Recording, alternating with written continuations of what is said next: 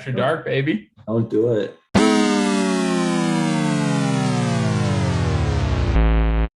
That's the other thing I just found out about like a year ago is Reddit.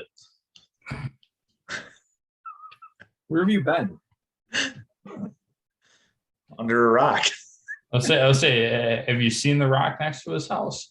That's where he lives. Yeah. Sounds like Patrick Starr's setup. Do you have internet? Is this new? It's this weird concept. It's dial-up. Got a 256K connection. We're not getting a lot of traction for the pod on my MySpace. Not even Tom. No, me and Tom had a falling out.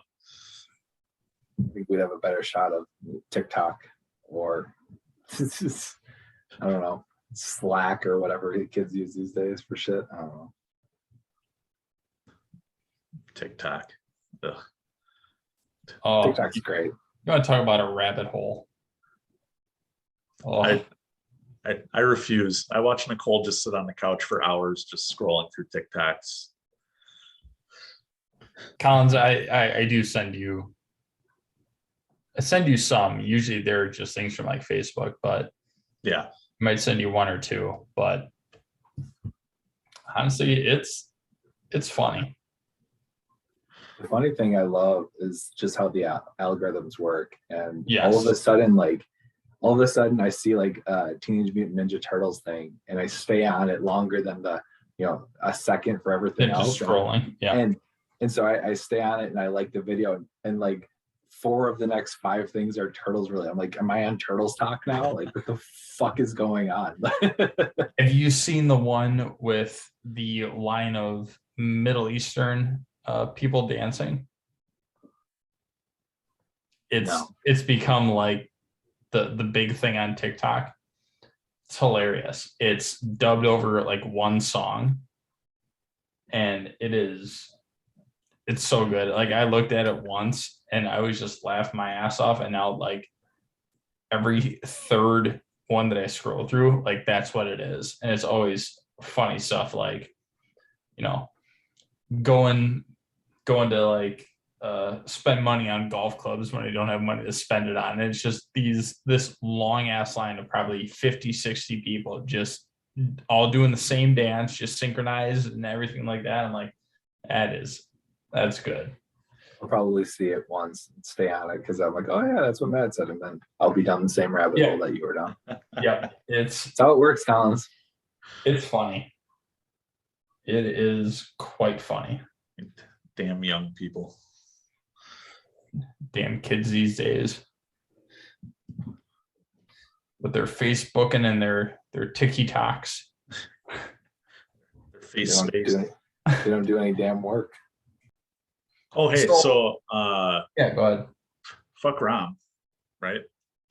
Okay. Rom out. Fuck Rom. Rom had a good match. Yeah, Rom had a good match. Did have a good match. You're paying $100 million for goals. Lee Dixon said he had a good match. What do you think about that? Yeah, Lee Dixon. Okay. I don't have an argument for that. Yep. If you don't take my word for it, take Lee's. I thought he had a better game. Obviously, he didn't score, but he had a better game. Like I said, I thought it was one of his better matches since the interview. I really do. I think he was a lot more productive. He was a lot more involved. He did a lot of Rom type things. Like, he was actually able to get the opportunity to take people on. He was able to link up. He wasn't necessarily the focal point. Like, yeah, obviously he's used as an outlet on like a clearance ball or something like that, which is understandable, but I thought he actually had a pretty solid game all the way around, especially the one where he tracked back until like the final third. Like our final third, he was hauling ass trying to get back there. Like, how many strikers do you see doing that? None. Besides not scoring, what argument do you have against him this game? I feel like Matt here with Jorginho because Matt, Let's talk. We'll talk about George after. For a while, your complaint with Jorginho was the back passes and the amount of back passes, right? Rom got into space. Yeah, Rom took people on, but none of it was productive. He'd run himself into a corner and then back pass to Kova or Jorginho or whoever the wing back or the wing back was on that side. Nothing he did was productive. Honestly, it was very Timo-esque, where it looked like there was a lot of effort, where it looked there was like there was a lot of intent, but the execution wasn't the greatest. Okay. He's $100 million striker. That should mean goals. And okay. He fucked up a bunch today. Fucked up a bunch all week. And Timo was what, 78? No, 45. Who was 78? Was that Kai? Pulisic. I was up there too. Again, at that point, what does it matter? We're paying an assload of money for people that don't score goals. Doesn't matter if they're your striker, if they're your winger. Kai, yeah, occasionally. Timo, I think with an open goal, he would probably miss. He is the Premier League version of Chris Wondolowski. Ziyech is finally coming into his own. Rom was off to a great start when he first showed up. The thing is, we don't rely on a striker. Like, we just don't. That's not the way that our system's set up. When was the last time, like, an actual striker scored a goal? Well, right, but that's exactly that's the problem. That's what we're paying $100 million to fix, and he can't do it. Everybody else that we paid can't do it either. So what's the difference? Yeah, but none of them are out and out strikers like Rom is. That Rom was the missing piece to this jigsaw. Timo was an out and out striker. No, for Leipzig. Timo's a center forward. Timo played off of the striker. Are we really going to split hairs between a center forward and a striker? They're two different positions. Get the fuck out of here. Stop. Timo is not an out and out 9. Never has been. He's lucky to make the 11. Forget a 9. it honestly, to me, and we know that Chelsea have had a very good history of buying big strikers and not having them produce. The last striker that we bought that could actually produce was probably Diego Costa. And before that, Samuel Eto'o. And that was how many years ago? We just have a history. Torres, didn't do much. He maybe showed up a couple times in crucial moments. Tammy, he did good for his initial spell early on, but then he couldn't score and then couldn't even get on the pitch. Giroud would dominate in FA Cup matches, which was great. But we just don't have a good history of signing high-profile strikers and having them produce. We just don't. But why is that an excuse? Why is that acceptable?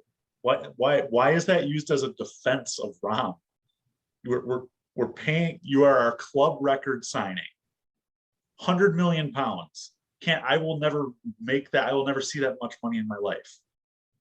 We're paying that for him to score goals. And he missed what, three sitters today? And it's not just today. You look back to just earlier in the week against Brighton, where he was bitching Ziyech out about, I want this ball, I want this ball. Well, he got those balls today. Did he do anything with them? No, so he can go fuck off. I'm gonna throw this one out there. We paid Kepa a shit ton of money. Yeah, initially, Kepa's doing what we asked him to do. Stop. initially we paid him a shit ton of money, the highest keeper in the world. Uh-huh. Anything outside the box was basically a goal. Yeah. It's taken him 3 years to get back to a form that actually makes him like, he's definitely serviceable. Like he can make some plays. 70 million pounds.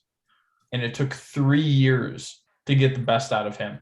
And the only reason why we're getting the best out of him is because we had to go and buy another keeper for a third of his price to overtake his spot because he couldn't hack it. Right. So it's not full blown like just striker. We were all calling for Kepa to be sold too. Which is my point with Rom. If you're not performing to your price tag, get the fuck out of my club. And what do you think about Kepa now? I think Kepa will be gone at the end of the year. That's what I think of Kepa. For a decent price, not as much as we paid for him, but a decent price, which helps. Well, I think they're two different arguments, to be honest with you. Like, yes, we paid him to score goals. Yes, he hasn't done that to the level that we would expect. And we all wish he scored more goals. Colin's point there. However, he did have one of his better matches overall as a full game today than he has in the past. And he didn't score, but he had a decent match where he didn't score. It's not a great match. It's not like a 8 out of 10 match, sure, but he had a better match. So I'm with you. I expect more out of him. And watching him kick balls cross to his feet and have him not be able to make solid contact pisses me off. Having him not be able to win aerial duels pisses me off. Having him whine out there pisses me off. Like, I don't think he's good enough. I think he's not been playing. And what sucks is, like, I had this inkling when we signed him, and then he proved me wrong for the first 3 weeks, and I ate my words. And I was happy to eat my words because he was doing well, but that's what I thought we were getting out of him when we signed him. I just look at it at, like, if this was Manchester United, or if this was Liverpool, Spurs, pick a club, and they go out and they spend 100 million pounds on, John Doe, John Smith, somebody, and they come in and they can't score any goals. They cause issues in the locker room. They're complaining on the pitch all the time. Us three, are laughing at that club because it's a terrible signing. And I don't know. I'm done with him. You can't convert after chewing out your teammate for I want the balls this way, and then getting the balls that way, and you still can't finish it. Then the problems are on you. Unfortunately, I don't know how we line up. Like, who do you put in? I mean, do you put Kai there over him? Do you put Timo in there over him? Do you switch up do you put two people up top? Like, how do you play around it? I don't know what to do. Honestly, I think I like Timo because he's industrious, but he can't finish. I think the team plays better with Timo on the pitch. There's more chances created. We don't look as constipated. So they got to figure out somebody who can play with Timo, who can convert chances. And I think that's your way out. We didn't look constipated today. No, not today. We with didn't. Rom. All right. Fair. All right. We look good as a team. Like, we looked solid. All right. Collins, you can pick anybody you want to be our 9. Who do you pick? In the world? Yep. Chris Wondolowski. We already got one of those, except he's German. I'm Belgian. The Gundyr head game, you lost. In a landslide. You lose. Good day, sir. You lost twice. Who do you pick? To be my 9. Yep. For a season, Ronaldo. If it's long term, I'm going Holland. Okay. And what's the price tag going to be on both of those? Well, let's see. Ronaldo went to Man U for 30 mil. I think. That sounds right. Or was he? I don't know. Was he actually like a transfer, or was he a free transfer? I don't know. No, it was a transfer because Juve sold him. I think it was like Okay. 30 mil. But Holland will probably go for 120. A lot. Well, no, Okay. his release clause comes up this year, so I think like 9,500 mil. Okay. So let me just throw this out there. Mhm. So you're going to spend another 100 mil on a striker where we have proven that it is an issue when we drop a boatload of money on strikers or even on players in that matter.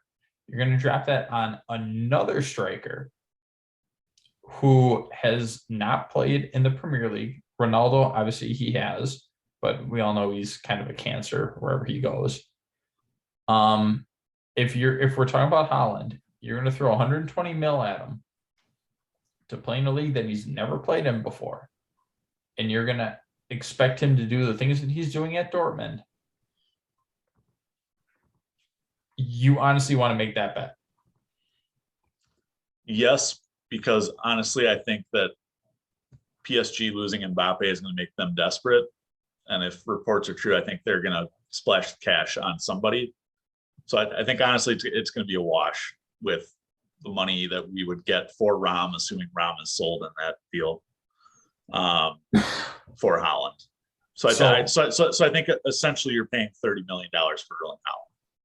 So my point being, after failed attempts to pay big money and find a new striker, you want to go down that same path again on hopes and dreams that he is going to be the savior and he is going to be able to produce the same way that he has done in the Bundesliga. That's all I want to throw out there. Yeah, because what's your other option?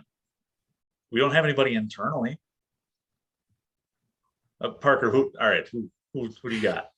Armando Broja.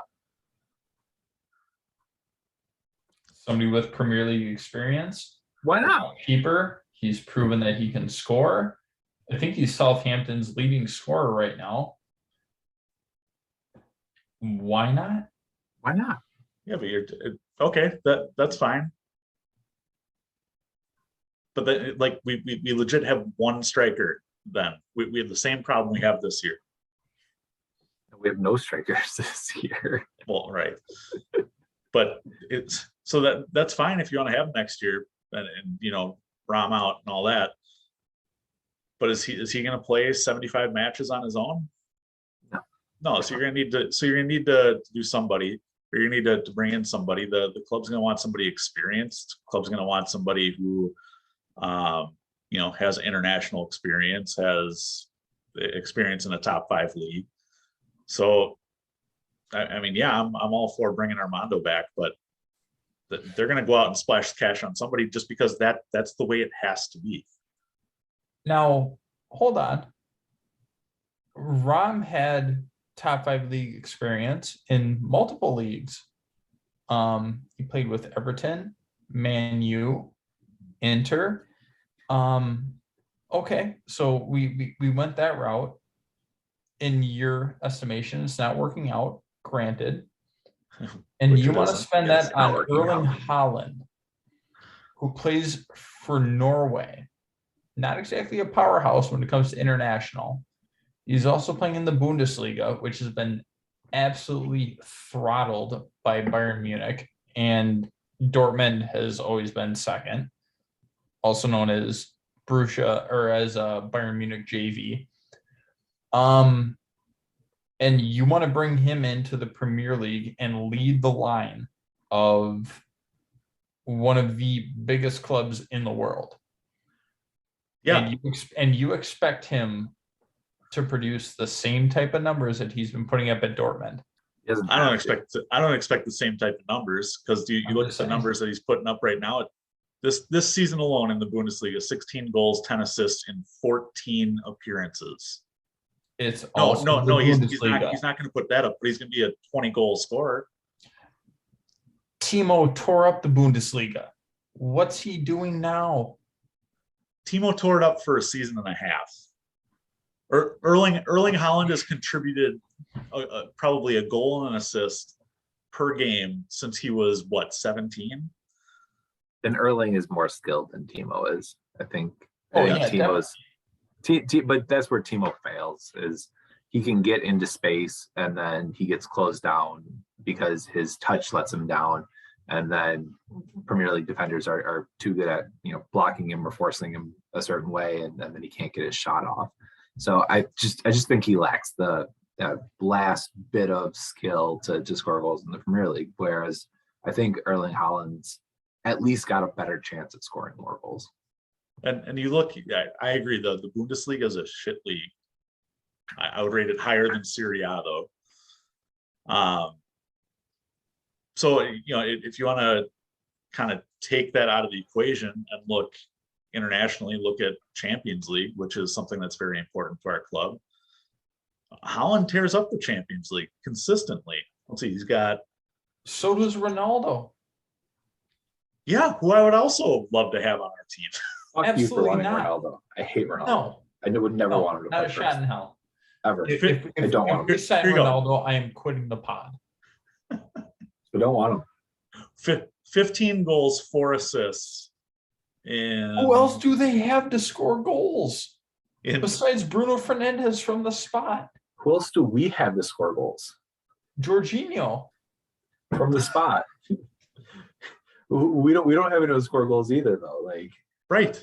We've got fucking no one to score goals, and Rom can't score all the goals. So no, we've got a $100 million black hole.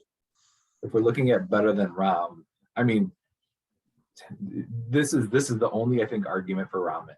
The only thing I can come up with is this is not Thomas Tuchel's team. Yeah, this is not Thomas Tuchel's team, and if Thomas Tuchel wants Rom to stick around and wants to build a team that's more conducive to playing with him and getting the best out of him, he will. If he doesn't, he'll part ways and go a different way.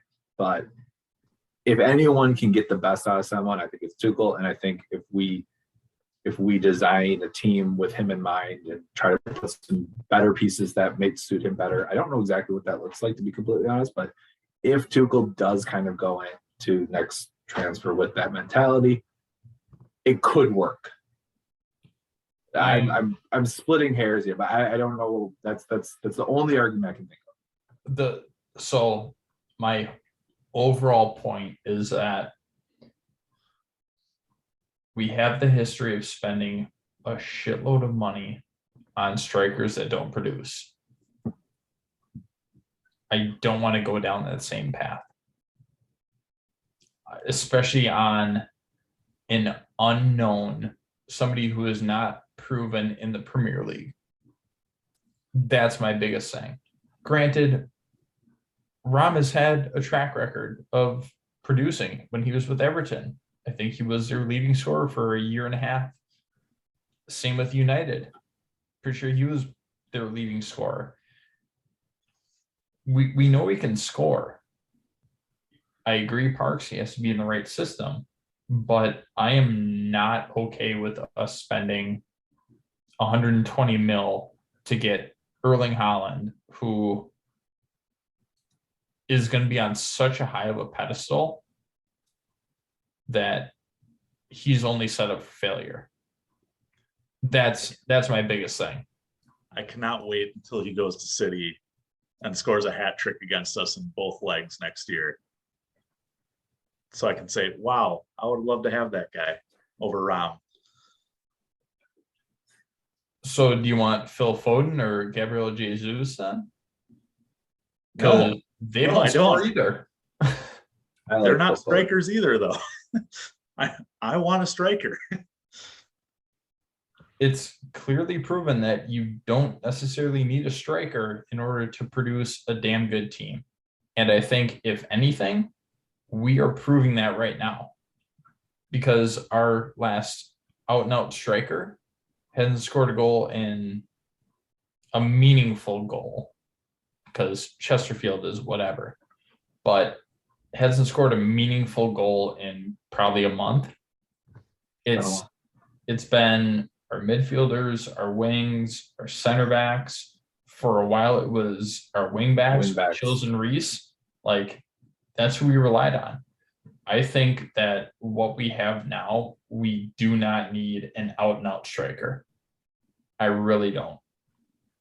The only thing that like I hate then is if we right now we have a wasted space then, because we have someone like sitting there that doesn't do anything. It doesn't do any good. And so I don't know, like we got to design something better, because right now it's just like an occupied space and I hate it. Mm-hmm. I completely agree. It's just that I'm not. It wasn't an argument point. Yeah. It's just like It's just like what actually fits our team the best. Is it an out and out 9? Is it a false 9? Is it throwing another winger or whoever up top? Is it having Kai up top? Is it having Timo up top? And then you just run a bunch of things between that, even though they're not out and out strikers. I really don't think we are built to be a team that has a solidified number 9 right now.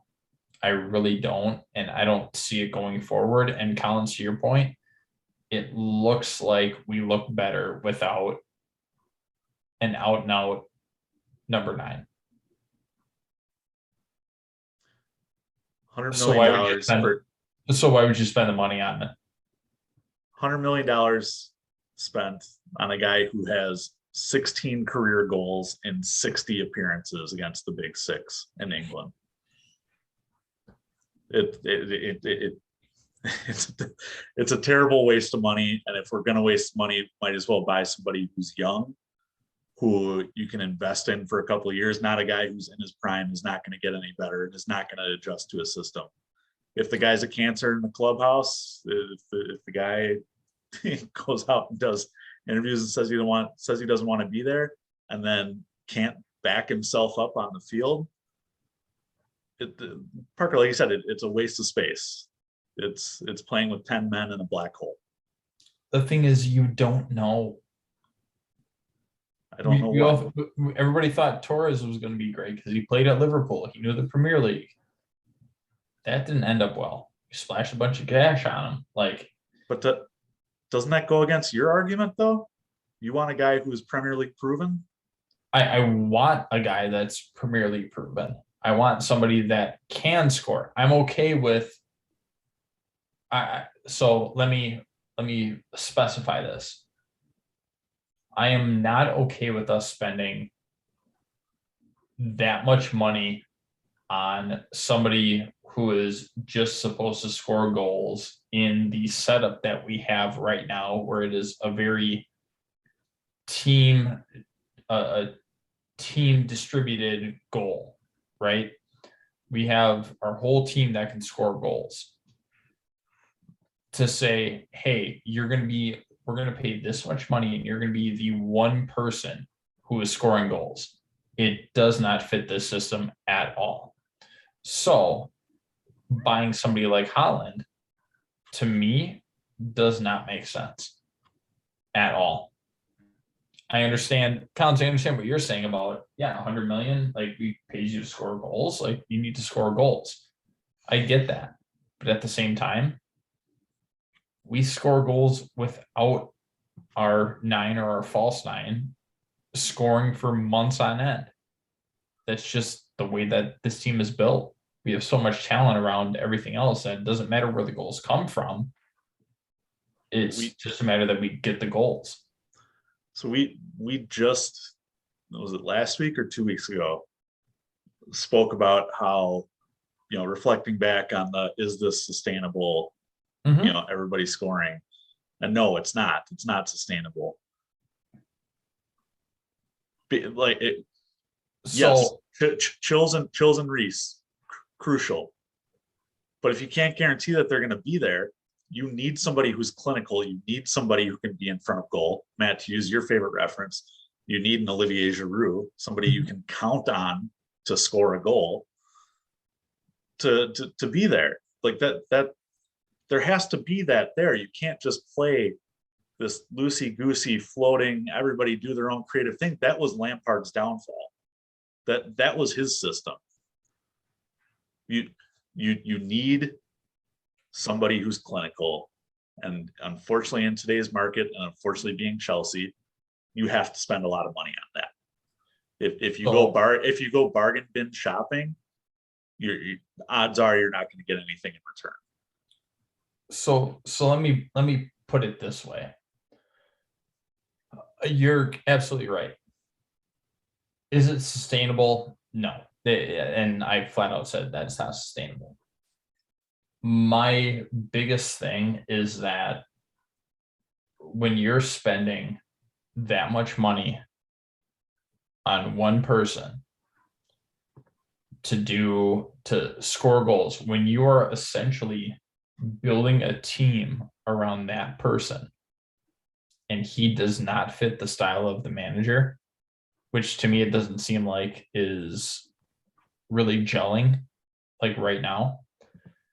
When you pay that much money and you're going to try and build the entire team around one person, and that one person isn't even scoring, what's the point? It's a recipe for disaster. So what I'm hearing is Matt says we don't want to go out and buy one major person that everything kind of flows in through and then is just tasked with being the goal scorer, which I get.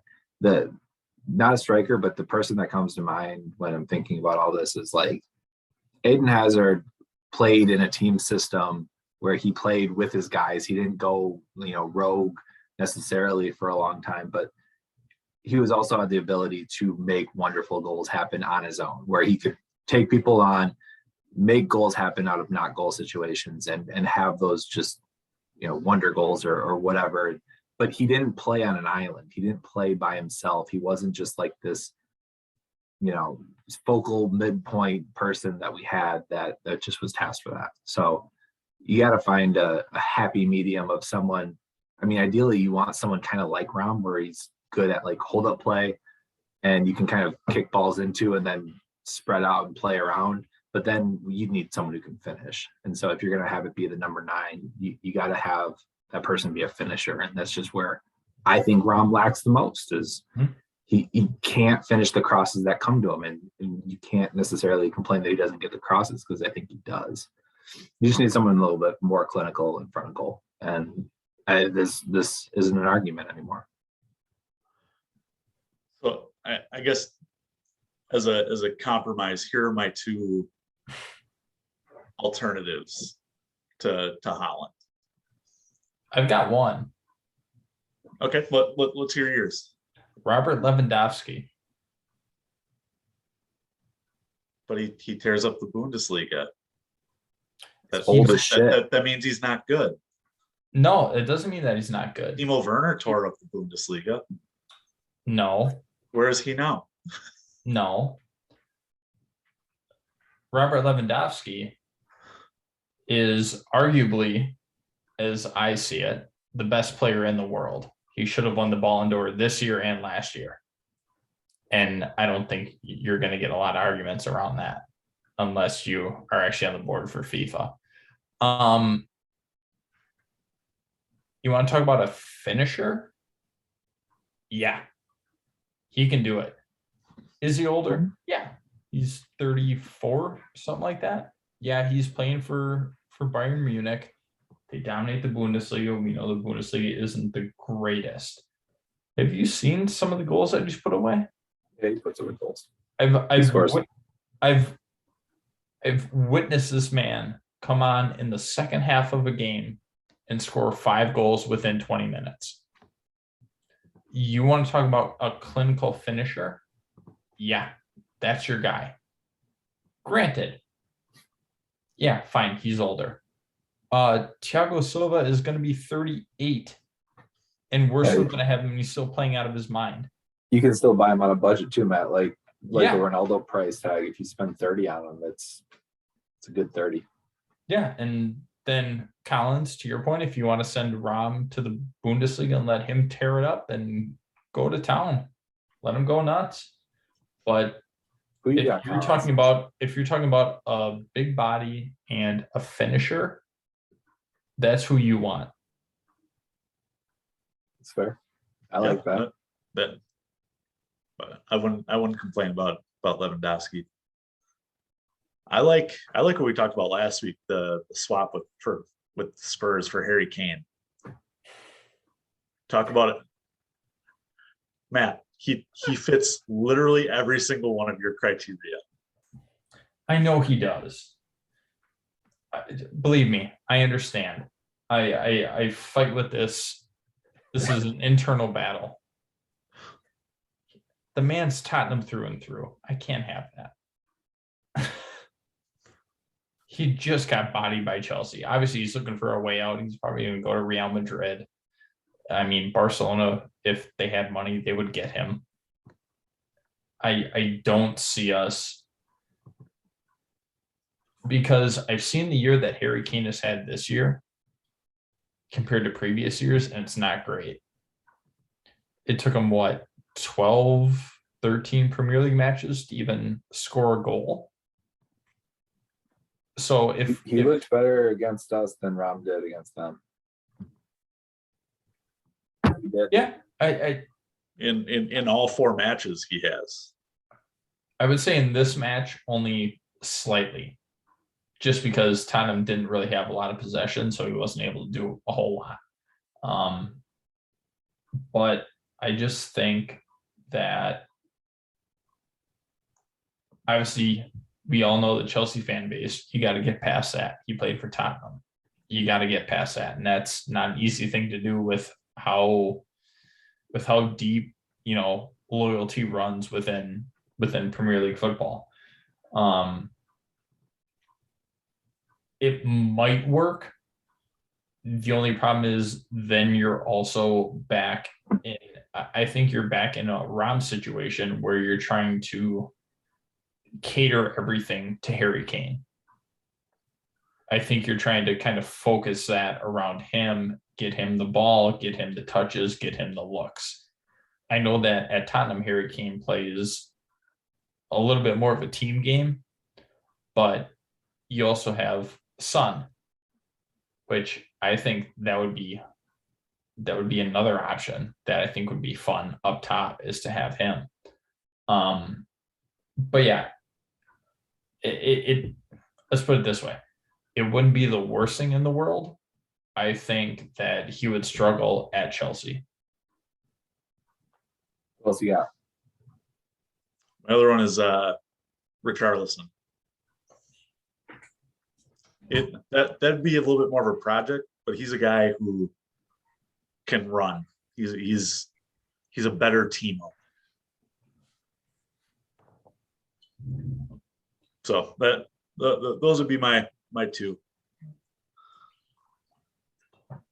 If we want to talk guys who have Premier League experience.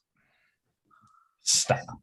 It's a tough question, because when you are Chelsea, I was changing subjects. When you are Chelsea, you have the money to spend, presumably, and the big name people are available, and it's hard to not be blinded by some of the glitz and the glamour of the big ticket signing. Sometimes other players fit better. I mean, we're talking about Malang Sarr a lot recently, and he cost us nothing and was heading to a plane to be loaned out, and here he is stepping in, making a big difference. So I don't know. I don't know what the right choice is to make, but I think striker's always been that big ticket thing. And Matt, to your point, do you keep making the same mistake over and over and over again, or do we trust Tuchel to make the right choice this time, because we feel like we've got the manager to make the choice that fits the system, that works with our players, and we've got more of a long-term kind of a look at this, which is different than the past maybe 20 years? Is it different? Are we a different team now because of Tuchel? Like those are the questions that I ask myself: is do we trust him more, and is it different now because of that? I don't know. We'll figure it out. Richarlison ain't the answer though. Oh. I like your first one a hell of a lot better, Collins, because I think Kane would be great for the club if we could get him. But I don't think he's going to sign for Chelsea. I don't think he wants to play for Chelsea, and if he leaves, I think he goes somewhere else. So I don't think it's happening. You really threw out Richarlison? I think really. No, I said okay. That one had some circumstance behind it because Everton's in the state of turmoil that it is. It's in a relegation battle. The odds are they're just because they're Everton are going to be scrapping for cash. They're probably going to be stripping parts pretty soon. So I would assume that you can get him at a cut rate deal. At 24, there's room for him to grow. I think he fits into Tuchel's system with his pace of play, his passing. Maybe needs a little bit of work on his finishing, but you're not paying $100 million for him, so it's not the same. Yeah. But I think we can all agree that Luka Jovic is the best option for this club. Great.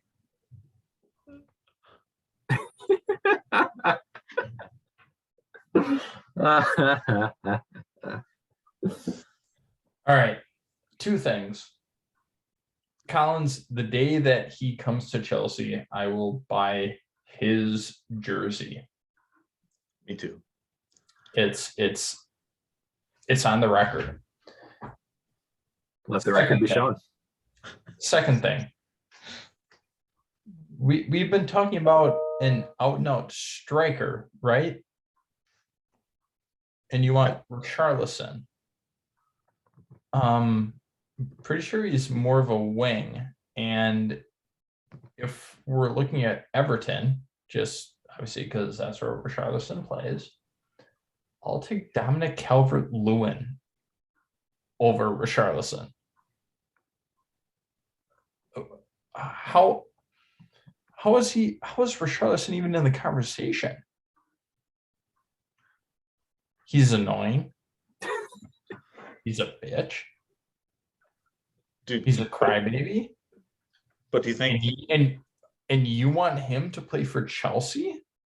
Yeah, because when we have our most hateable teams is when we are at our best.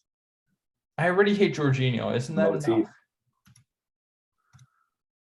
He's going to go to the same school of diving that Jorginho does whenever he's fucked himself in the back third. Oh, I don't know where to pass this, so I'm just going to let somebody get close and then fall over. Have you watched any Everton games? He does the exact same thing. He's going to do it in the box and get penalties back. Come on. Yeah, and then Jorginho will score them. And so you have like a hybrid striker. Perfect team. What could go wrong? I'll slap both of you.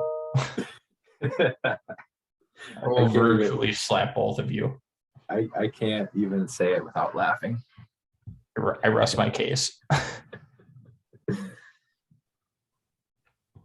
It's just so bad.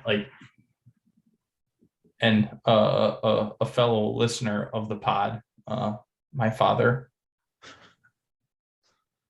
he will always text me when he's watching soccer, especially an Everton game, and he will just rip on Richarlison.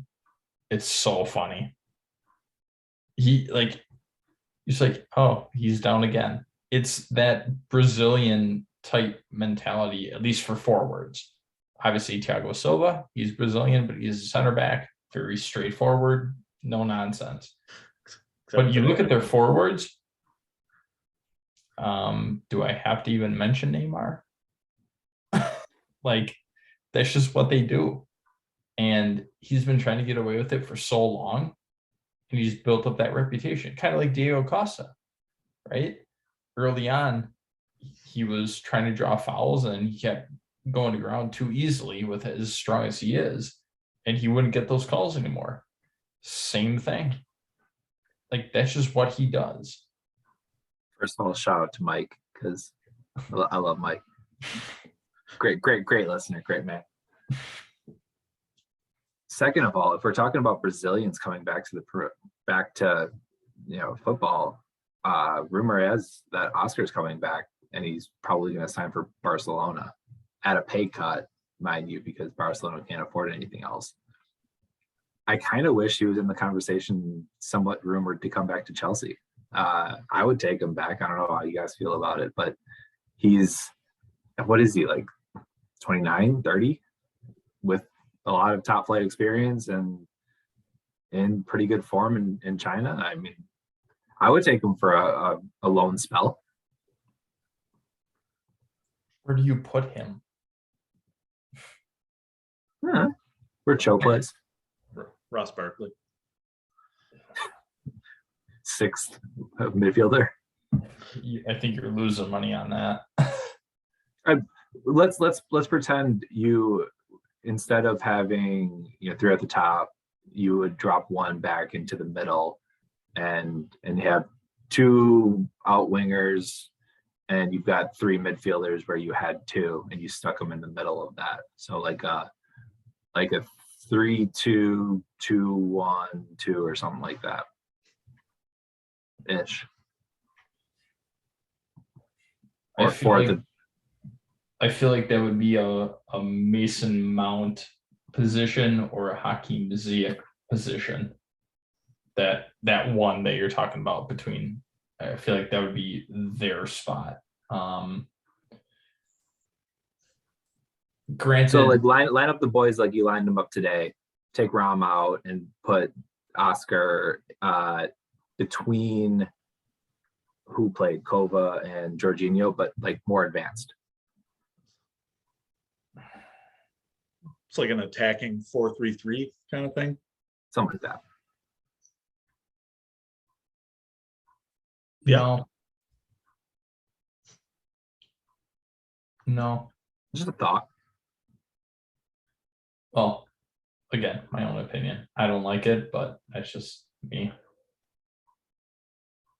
You need some sort of presence up top. Even if it is just a black hole, you need somebody up there. Oscar's not the biggest. Neither is Cho. Neither is Ziyech. Like, who would be your outlet? To outlet through the middle and then down the sides. No, like on a clearance, or you have somebody coming back who can at least attract the attention of the center backs. Like right now, that's Rom, right? He's going to draw at least one, maybe two center backs. Who would do that out of those three? If we're looking at today's lineup, who would honestly do that? You wouldn't play the same way, right? You would, right? It would be all link up. It would be all link up play. I get that. To me, I just still feel like you need an outlet. The only team that can do that effectively, or the only teams that can do that, are Liverpool and City. But that's because they move the ball so well and so quickly that it doesn't matter. I think our style, and I forgot who brought this up. It might have been Robbie Musso. They need to, and he was talking about Chelsea. They have to play faster. And I completely agree. We are a very stagnant team in the final third. Yeah, we'll own 60-70% possession, but we don't do anything with it. Like, we don't move quick enough. We wait for a lot of things to develop, and then we end up, going back to Silva and Rudiger and Sarr and try and recycle things through. You look at teams like Liverpool and City, they are quick with their passes. A lot of one touch, a lot of just moving the ball around, keep the defense moving.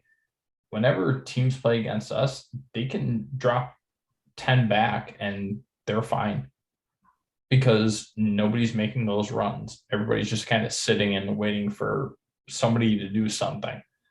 It's very stagnant. And I think that might be one of our bigger downfalls is as far as going back to the Rom thing, as far as how we utilize him. He can run. If you give him a chance, he can run. He's got some pace. He's got size. He's got strength. Give him a chance to run. Don't just let him be that Olivier Giroud type player where he's just going to be strictly hold up. Like, just let him do whatever he can do. Let him take people on. I think that's where he's at his best. I think that's where he had a lot of success at Inter. And I think you need kind of like how we've talked about Ziyech being unlocked. I think that's kind of what you need to unlock Rom. Go ahead, Collins. You look like you're chomping at the bit. No. I'm good. I like your idea. I like Oscar playing in there. And then, I mean, it's great having an outlet, but our outlet right now can't win any aerial balls anyways. So what you don't really need one. We're functioning without one right now. So I think, playing the ball into space over the top and just having, and Oscar being that creativity in the center there, you've got Cho and you've got Mace and you've got Pulisic, whoever who just run channels, run into space.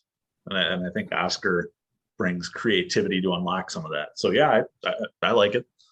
And the thing that I liked about Kane's game today was he didn't just get the ball in the middle of the pitch. He kind of went to different channels to get the ball and to link up and go down the left side and do different things to make himself an option. He didn't just kind of sit and wait. I think that's one of Rom's downfalls is he can kind of get caught in this just tight area sometimes where he wants the ball and he wants it perfectly in front of him or perfectly behind him or wherever.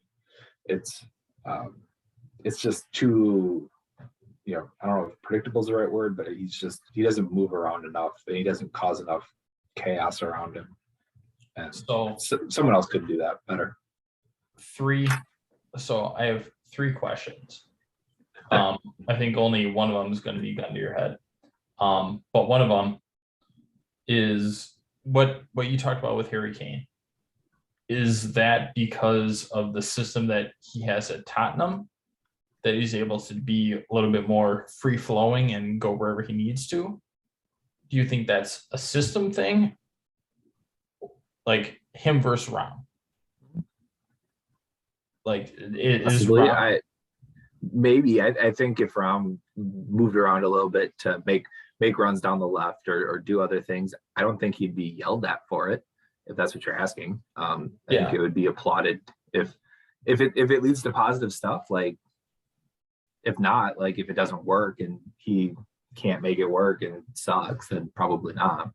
But do we think it's a system thing between Kane and Rom? Do you think Rom is trying to play to Tuchel's system and maybe Tottenham has a different system where Kane has a little bit more flexibility in where he can go?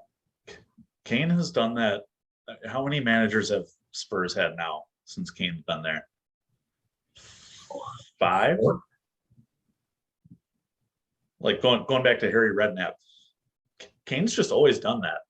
Does it for England, done it for Spurs under multiple managers. I don't think it's a system thing. I think that's a player thing. Okay. And honestly, I think that fits Tuchel's system better than Rom back to goal does. Okay. Next question. Who do you want, Oscar or Hazard? If you have the option, who do you take? Same price? Sure. Look, loan or purchase? Purchase. I don't know. Because I know loan would have been too easy. So I don't know. Purchase. It's playing in that same position that you talked about. I give the nod to Oscar very, very slightly just because of injury concerns and form concerns. I think Oscar's been in better form than Hazard has recently. That's literally the only reason why. I go Hazard because the biggest thing, and we've talked about it just in the last 10 minutes, is nobody making runs, nobody, getting into space and all that. And Hazard was and is an expert at that. He's somebody who's not afraid to go at people, and that's something that we don't have. So just like Ziyech, I think that brings a different element to the team. Yeah, it's really cool. I mean, I'm going back and forth in my head as we were talking. It's probably Hazard. It's probably the right choice. I don't know. It's probably Hazard. And third question. FIFA Club World Cup or Super Cup or whatever title they want to give it. Who do you line up as your 11? If you're looking to win that, who do you line up with?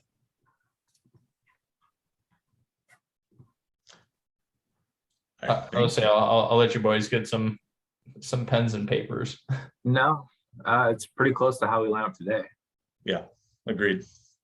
I don't know what I would change from today, considering because we know we don't have Chills and Reese or anything like that. So the only change I might make would be Conte. For who? For George. That would be a change. I liked Mace. I liked Ziyech. I'm not putting Pulisic in. I like Cho. I don't think we have a better replacement for Ram. Yeah, that'd be my only change would be Conte for Jorginho, and then maybe Kai for Ram. Yeah. You're both taking out Jorginho? You mean number 3 in the Ballon d'Or voting? You're taking both of us him like out? Conte more than Jorginho. You're taking him out? We just talked about this last week. I can't believe you guys. We both rate Conte over. I can't believe you guys. Believe it, sister. Number 3 in the Ballon d'Or. Unreal.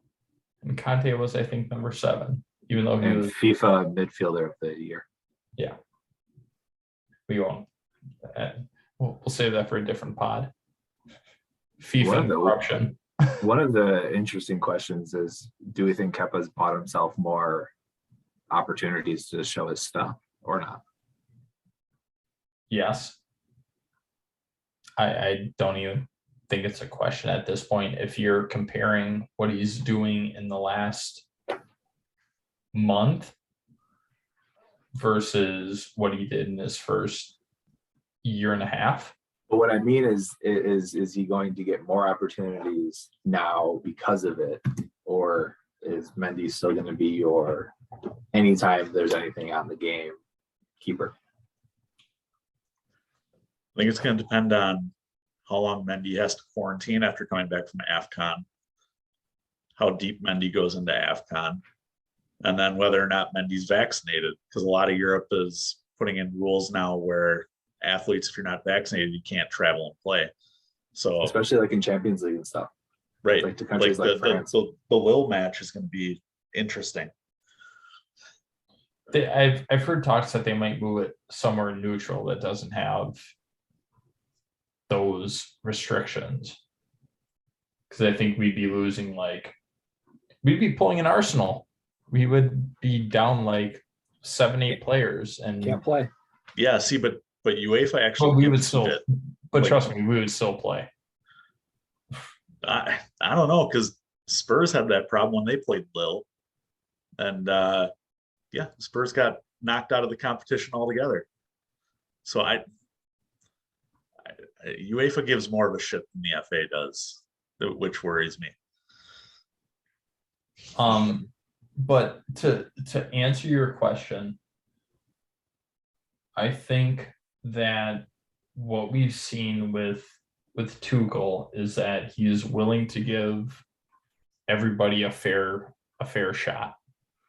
If you're not playing up to your standard, somebody else is going to replace you. If you're playing well, it's your spot, your position to lose. I would honestly be surprised if, let's say, 2 weeks after Mendy comes back from AFCON and everything like that, I would honestly be a little bit surprised if he started Mendy over Kepa. I personally would. It's at this point, it's Kepa's job to lose until he proves otherwise. That's who he goes with. Yeah, that's an interesting one for me because I think it's still Mendy's to lose.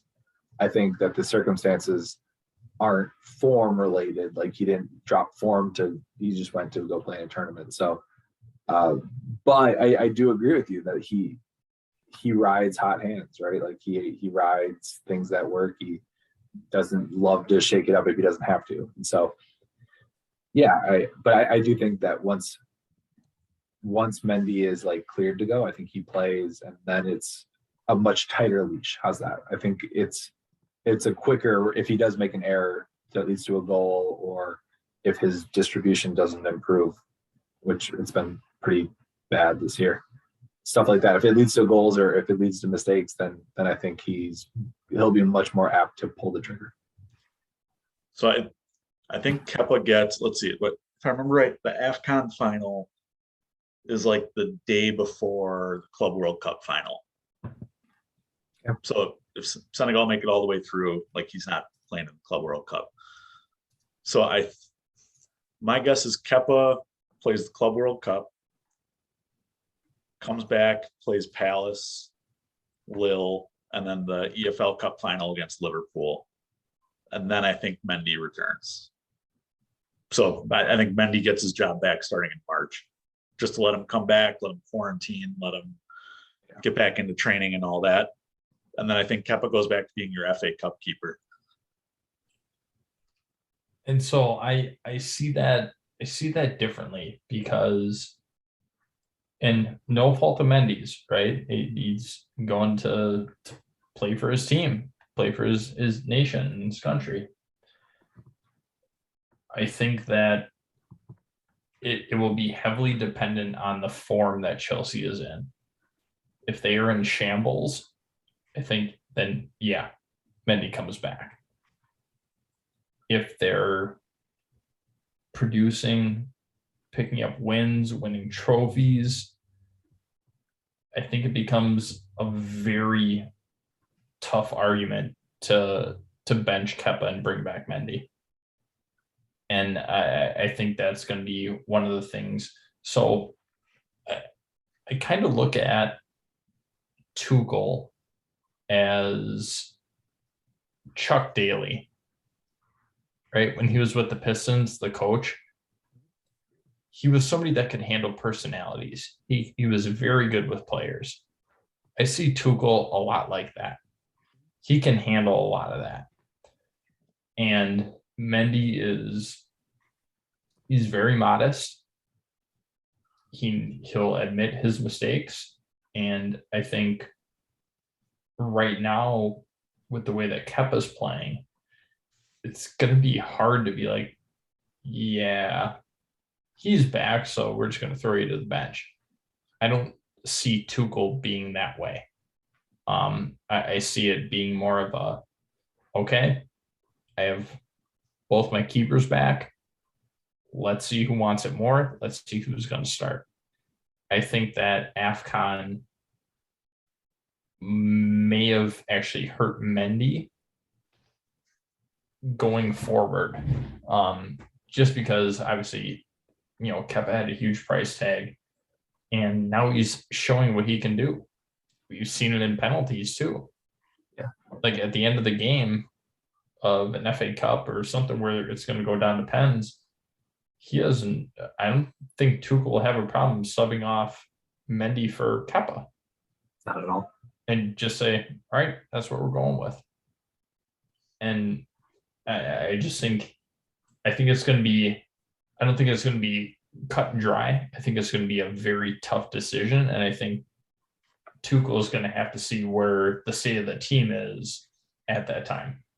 Yeah. And my final thought is just that we don't see a lot of like what a goalie brings from like a leadership standpoint on the pitch and guiding traffic and things. And some of this might go down to that too, just some of those intangibles that us three don't see that come out in practice a lot, and that the coach notices, but we don't.